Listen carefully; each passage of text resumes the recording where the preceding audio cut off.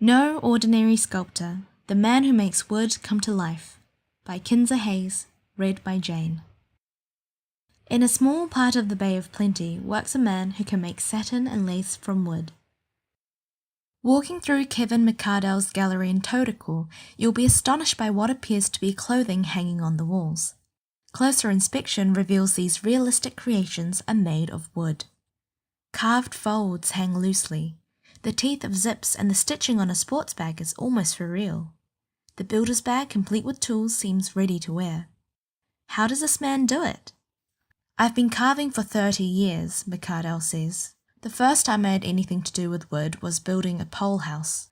I took my sketch to a draftsman who drew it up, and then I helped the builders at each stage. He whittled 3 dolphins on an offcut with a Stanley knife in his downtime. When he entered the carving in the Wood Skills Festival in Kawerau, it was highly commended and won him $50. 4 years later, he was carving things of much greater value, working alone in his garage and sending his artworks to galleries. 10 years ago, McCardell moved to Todakul.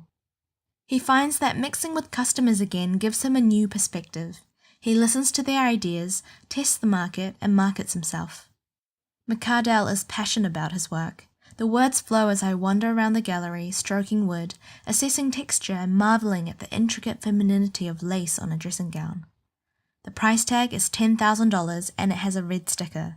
Sold. That took about 3 months, says McCardell. I draw the lace pattern, make a template that goes over the folds, draw it on, and the chisel does the rest. His workbench is at the end of the gallery where anyone entering can see immediately what he's working on. I think it's an important achievement when visitors to a gallery are not intimidated. Here I can build rapport with the ordinary guy and he can learn exactly how it's done. That creates connection.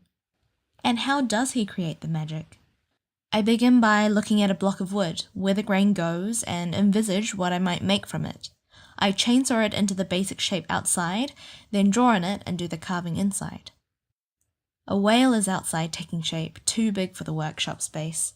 McCardell flourishes a miniature version. Here's her baby. Custom-made furniture shops surround the gallery, and often first-time customers step across the yard to discover McCardell's magic making. I have to think of anything I create as 3-dimensional. When you carve around the front, you have to think of the back.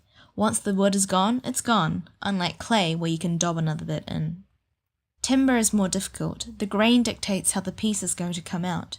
You have to read the wood first, decide where a problem area might arise, and cut the shape accordingly. It's intuitive.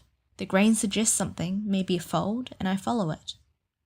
He adds, I like to do ordinary, everyday objects. The clothes we put on become our persona for the day, how we want others to perceive us. People can relate to my carving. Everyone has an old jacket or hat hanging up, and when the carving reminds you of Dad's old tweed jacket on a hook, it's like coming home, coming into a family environment. It makes people smile, and I like that. Is that what gives them the most satisfaction? If someone thinks it'll look good on their walls, I'm happy with that. And if they cherish what they've bought and pass it down through the family, that gives me a great deal of satisfaction. I nod. His works are definitely heirloom pieces. A new coat is a new coat, McCardell continues the flow. A worn and weathered coat is the story of the person who lived in it. That allows us to identify with the sculpture and perhaps a part of ourselves. I see visitors get inspired or uplifted here. I get tour groups like Probus or garden groups, 20 or 30 sometimes. I show them what I'm working on and the chisels, then we walk around and I talk about the carvings. They're familiar objects with a difference. I like to think they go away feeling good about themselves. Observing how many different colours of wood hang on the walls, I ask where McCardell gets his supplies, commenting on the pale, creamy shade of the sports bag and trainers. It's poplar, he says. I carved an armchair from it and that was a leftover block. I prefer to use Cody because it has a bland grain and that's good. If the grain shows, the realism isn't quite there. I use swamp Cody mostly, of varying ages.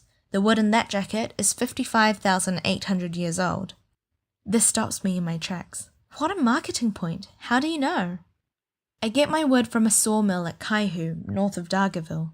Nelson Parker has resource consent to dig up the old buried logs and to mill stumps. He sends a sample from each log to Waikato University and they carbon date it to get the age. It's important because when my pieces go offshore, they've got provenance and won't get into trouble with customs. I catalogue each artwork, number, the year made, wood type and age, and add a high-res photo of it. I also take a low-res photo for my website. Why low-res? There are unscrupulous people out there. A low-res image is not worth copying. I use a watermark too. McArdle is mainly discovered from word-of-mouth referrals, though he does exhibit his work. Like the fish and chips over there, that's been part of the Shapeshifter exhibition at the Dowse in Lower Hutt. It was on a picnic table outside for 3 weeks. I had 4 beach access signs with a seagull on each to make a scene. Kids would sit there and play with the chips. It was as though they themselves were part of the sculpture. I inspect the piece, an unwrapped newspaper with the words and pictures painstakingly hand-drawn or painted on, hot dogs and a sachet of tomato sauce, 2 battered fish, a pile of chips, and a quarter lemon with a label on it. McArdle smiles. A talking piece.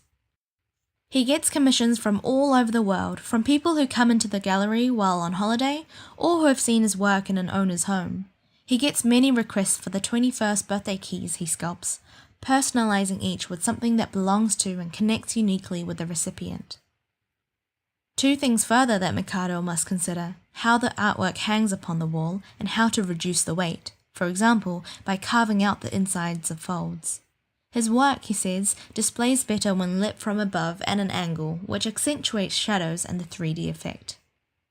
I consider myself a craftsman with a skill, not merely with ideas, McArdle concludes. I'm privileged to make a living in New Zealand from my work. It hasn't come without trials and mistakes. My wife has been supportive through the tough years until I managed to create a niche market. Now I'm busier than I've ever been. As an artist, you must have faith and confidence in your ability and when you face the challenge of a new block of wood. Thanks for listening. See you next time.